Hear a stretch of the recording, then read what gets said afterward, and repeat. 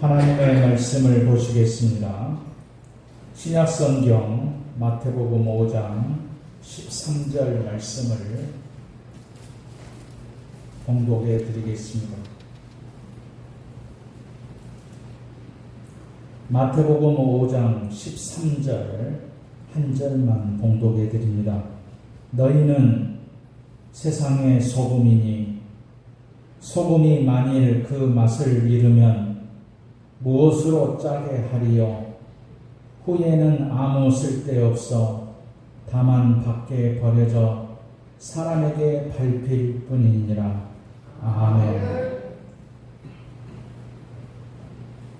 오늘은 너희는 세상의 소금이니 라는 그런 제목의 말씀을 드리도록 하겠습니다. 예수님께서 사랑하는 제자들에게 너희는 세상의 소금이다 라고 말씀하셨습니다. 이 말씀은 제자들에게 주는 최고의 찬사였습니다. 귀한 일을 하는 사람들을 가리켜서 세상의 소금 같은 사람이다 라고 말합니다. 예수님 당시에 소금은 굉장히 귀했고 또 귀중한 것이었습니다. 당시 로마 사람들에게는 태양과 소금보다 더 좋은 것은 없다라는 그런 격언이 있었습니다. 요즘은 소금이 흔하지만 당시에는 소금이 몹시 귀했습니다. 유대 땅의 소금은 땅속에서 캐내는 바위덩이 같은 그런 소금이었습니다.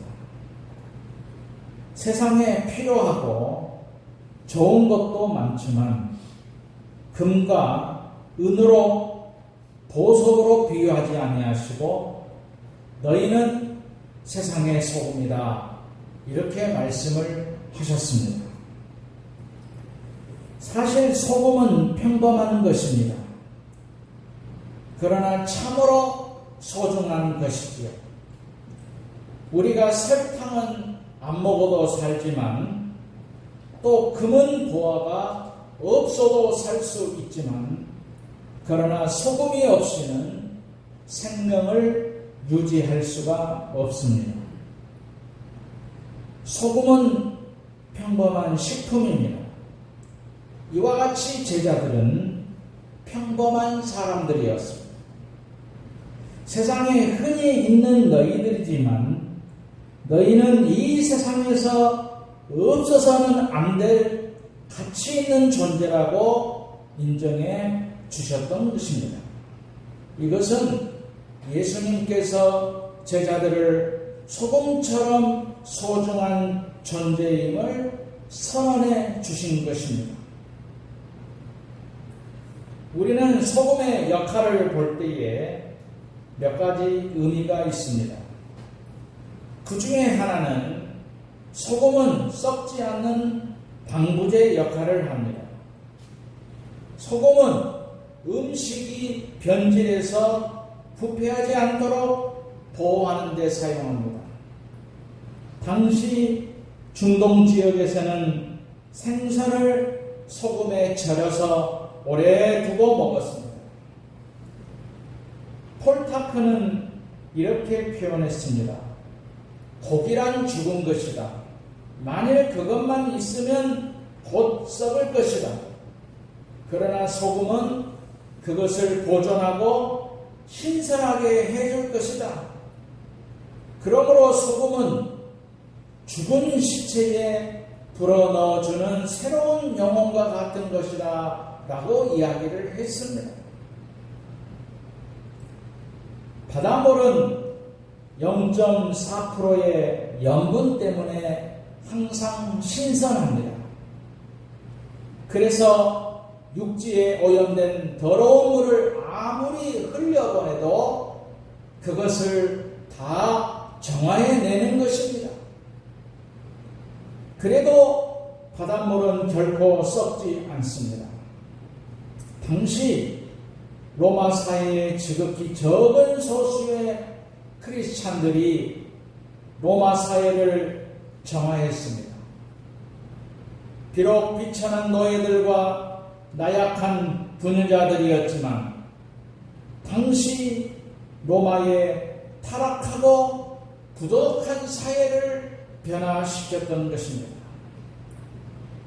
그들은 예수님의 말씀대로 세상의 소금이었습니다. 우리 그리스도인들은 정치, 경제, 사회, 문화 모든 분야에서 소금과 같이 개혁을 일으키고 정화를 시켜야 됩니다. 너희는 세상의 소금이니 이 말씀은 세상을 썩지 않도록 방부제 역할을 하라고 하시는 주님의 선언입니다. 썩고 타락한 세상에서 소금으로 요구하고 있습니다. 세상의 소금이 되라는 말은 이 세상이 썩고 있기 때문에 썩는 사회에 들어가서 정하는 존재가 되라는 것입니다. 소금은 맛을 냅니다. 소금은 원래 짠맛을 가지고 있지만 음식 속에 들어가면 음식의 맛을 내줍니다. 맛이 없는 것을 맛있게 만들어줍니다. 소금은 음식물 속에 들어가면 더욱 좋은 맛을 내줍니다. 소금의 맛은 짠데 떡에 들어가면 떡 맛을 내고 김치에 들어가면 김치 맛을 내고 음식의 맛을 더 돋구어주는 촉매제 역할을 하는 것입니다. 기독교인은 소금처럼 맛을 내는 존재가 되라는 것입니다. 가정에 들어가면 더 화목한 가정을 만들고 직장에 들어가면 더 좋은 직장을 만들고 기술을 가진 자는 더 좋은 기술자가 되고 공부하는 자는 더 좋은 실력자가 되어야 되는 것입니다. 맛을 내는 사람들은 세상의 소금과 같습니다. 이와 반대로 살려놓지 못하고 더 나쁘게 만드는 사람들이 있습니다. 다른 사람의 기쁨을 빼앗아버리고 마음에 상처를 내면서 마음을 어둡게 만들어주는 부정적인 사람도 있습니다. 사소한 일에도 불평하고 험담하고 부정적인 분위기로 다른 사람들을 낙심시키는 사람이 있습니다. 우리가 공중에 나는 새를 보면 두 종류의 새를 쉽게 볼 수 있습니다. 비둘기는 창공을 날며 평화를 노래하고 아름다운 소식을 전하며 그 모습이 순결하고 깨끗한 음식을 먹습니다. 그리고 언제나 주인집 가까이 삽니다. 까마귀는 슬픈 소리를 지르면서 창공을 나릅니다. 용모가 어둡고 침침합니다. 더러운 것을 먹으려고 들 가운데 있습니다. 까마귀는 사람만 보면 도망칩니다. 까마귀가 소리를 지르면 동네에 초상이 난다고 불길한 새라고 말합니다. 비둘기 신자가 있고 까마귀 신자도 있습니다. 비둘기 신자는 성령 받은 신자의 모습으로 평화를 창조하고 순결하고 하나님의 집에 드나들면서 은혜를 받습니다. 까마귀 신자는 침침합니다. 웃음이 없습니다. 입을 열면 불평이고 만나는 사람마다 은혜를 꺼버리는 것입니다. 이상한 말만 듣고 다니고 덕스럽지 못한 말로 다른 사람의 심령을 초상집같이 만들어버립니다. 골로새서 4장 6절에 보면 너희 말을 항상 은혜 가운데에서 소금으로 고르게 함과 같이 하라. 그리하면 각 사람에게 마땅히 대답할 것을 알리라 라고 말씀을 했습니다. 소금을 쳐서 부드러운 맛을 나게 하듯 우리의 마음이 언제나 소금을 쳐서 부드러운 말로 다른 사람에게 은혜가 되게 해야 하는 것입니다. 그리스도인들은 어느 곳에 들어가든지 맛을 내는 사람들이 되어야 됩니다. 또한 소금은 순결하지요. 소금은 반짝이는 색깔이 순결합니다. 그리고 순수합니다. 당시 로마 사람들은 소금은 순수한 태양과 바다에서 왔다고 믿었습니다. 유대인들은 제사를 드릴 때에 소금을 뿌렸습니다. 레위기 2장 13절에 보면 내 모든 소재물에 소금을 치라. 내 하나님의 언약의 소금을 내 소재에 빼지 못할지니 내 모든 예물에 소금을 드릴지니라.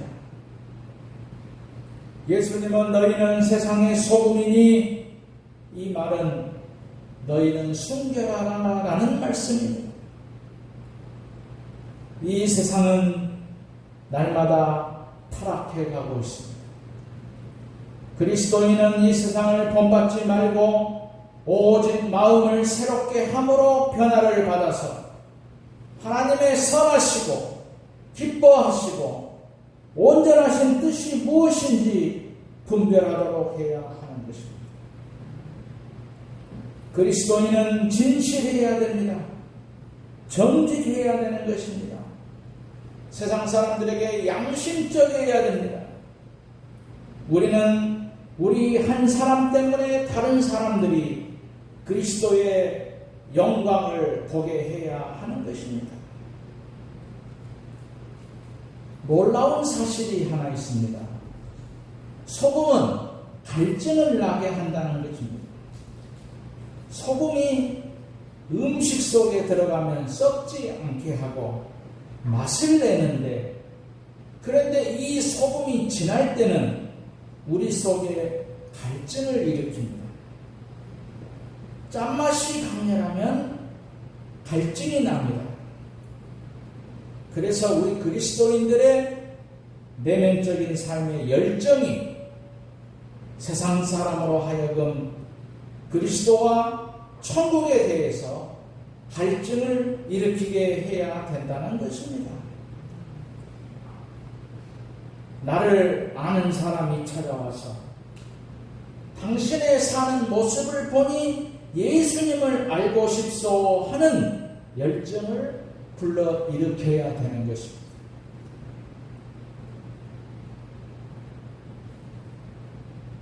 내가 소금이라고 한다면 내 존재가 들어가는 곳마다 다른 사람에게 갈증을 일으켜야 합니다.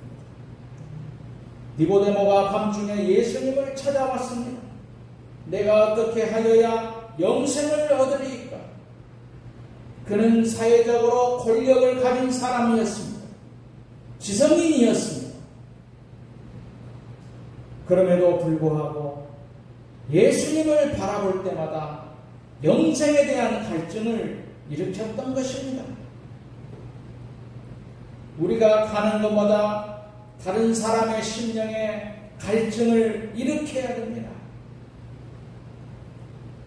예수님께서 사마리아 여인을 만나자마자 이 물을 먹는 자마다 다시 목마르니와 내가 주는 것을 먹는 자는 영원히 목마르지 아니하리라 할 때에 그 여인은 나에게 이 물을 주소서, 영원히 목마르지 않는 생수를 나에게 주소서 하고 갈증을 일으켰던 것입니다.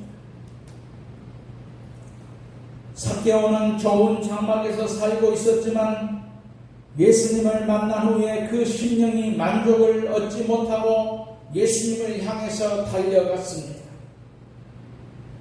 예수님은 삭개오의 심령 속에 갈증이 있는 것을 알았습니다. 그래서 삭개오야, 뽕나무에서 내려오라.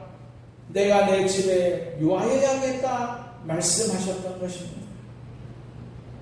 나를 통해서 많은 사람들이 진리에 대해서, 은혜에 대해서, 하나님의 말씀에 대해서, 천국에 대해서 갈증을 일으키는 존재가 되어야 됩니다. 그러면 소금이 맛을 내려면 어떻게 해야 됩니까? 소금은 녹아야 됩니다. 소금이 자기 역할을 하려면 녹아 없어져야 됩니다. 소금이 덩어리로 있으면 모양은 소금이나 맛이 없습니다. 만일 소금이 자기의 모습을 그대로 가지고 있으면 자기 구실을 못하는 것입니다. 소금이 녹는다는 것은 자기 존재를 희생시킨다는 말입니다. 자기를 죽이고 포기하고 다른 존재 속에 스며든다는 것입니다. 이것은 내가 죽고 내 고집이 죽고 내 교만이 죽고 내 자존심이 죽고 자기는 없어지는 것입니다. 만약에 내가 살고 내 고집이 살고 내 교만이 살고 내 자존심이 산다면 그 상황에 이 소금 맛을 내지 못하는 것입니다. 자기 존재를 깨뜨리지 않는 그리스도인은 가정에 가도 거침돌이고 세상에 가도 거침돌입니다. 그래서 예수님께서 친히 너희는 세상의 소금이다 말씀하시고 만일 그 소금이 맛을 잃으면 어떻게 된다는 것을 경고하고 있습니다. 성경을 보면 녹지 않는 사람들의 표본이 이스라엘 백성들입니다. 이스라엘 백성은 소금으로 선택되었습니다. 하나님은 이스라엘 민족을 거룩한 백성으로 선택했죠. 저들을 통해서 세계 열방을 구원하려고 하셨습니다. 그러나 저들은 선택된 민족으로 똘똘 뭉쳐서 소금 덩어리가 되어버렸습니다. 녹지 않는 소금처럼 굳어만 갔습니다. 이렇게 자기들의 사명을 소홀히 할 때에 하나님께서는 저들을 바벨론으로, 아수르로, 로마로 끌려가게 해서 깨뜨리고 전 세계로 흩어져 나그네가 되고 있습니다. 그러나 저들은 지금도 작은 덩어리로 여전히 남아 있습니다. 자신을 살펴보십시오. 나는 세상의 소금으로 살고 있는가? 나 한 사람 때문에 이 세상 어느 곳에서 변화가 일어나고 있는가? 나의 가정이 나 때문에 변화되고 직장이 변화되고 있는지? 우리는 나 때문에 내가 살고 있는 것이 변화되는 것을 보아야 하는 것입니다. 마지막으로 맛을 잃은 소금이 어떻게 됩니까? 13절에 보면 아무 쓸데없어 다만 밖에 버리어 사람에게 밟힐 뿐이니라 라고 말씀을 했습니다. 소금은 불변해야 되는 것이지. 소금이 짠맛을 잃으면 소금이 아닙니다. 소금은 자신의 본질을 변화시키지 않습니다. 소금은 썩지 않고 자신의 수수성을 잃지 않습니다. 소금은 다른 것을 변화시킬지언정 자신이 변하지 않습니다. 소금이 그 맛이 변하지 않듯이 기독교인은 어떤 환경에 들어가든지 그 속성이 변하지 않아야 됩니다. 세상의 소금이 되라 하지 않습니다. 너희는 세상의 소금이다 라고 말씀하였습니다. 우리는 어떤 행동이나 생활을 통해서 소금 맛을 내는 것이 아닙니다. 소금의 존재로 들어가는 것입니다. 그리스도인은 세상의 소금입니다. 우리는 다만 녹기만 하면 됩니다. 우리가 녹기만 하면 어디에 가든지 맛을 내게 되어 있습니다. 우리는 다른 사람을 감동시켜야 됩니다. 가정이나 직장에서 그리스도인다운 감동을 불러일으켜야 되는 것이죠. 그리스도인이 맛을 내려면 안 믿는 사람만 또 못합니다. 전혀 쓸모가 없습니다. 그리스도인의 구실을 제대로 못하면 나도 죽고 남도 죽게 되는 것이고 나도 괴롭고 남도 괴롭습니다. 예수를 믿으려면 똑똑히 믿어야 되는 것이죠. 예수를 믿으면서 예수 맛도 없고 세상 맛도 못 보고 사는 사람들은 오히려 더 불쌍하게 보일 뿐입니다. 우리 기독교인들은 칭찬을 받든지 핍박을 받든지 둘 중 하나입니다. 평화의 시대에는 칭찬을 받아야 되고 핍박의 시대에는 핍박을 받아야 됩니다. 성도들이 세상 사람들에게 밟혀서는 안 되는 것입니다. 세상 사람들이 우러러볼 수 있도록 당당해야 하는 것입니다. 소금과 같이 맛을 내는 그리고 소금으로 그 역할을 다하는 그런 성도들이 되시기를 주님의 이름으로 축원드립니다.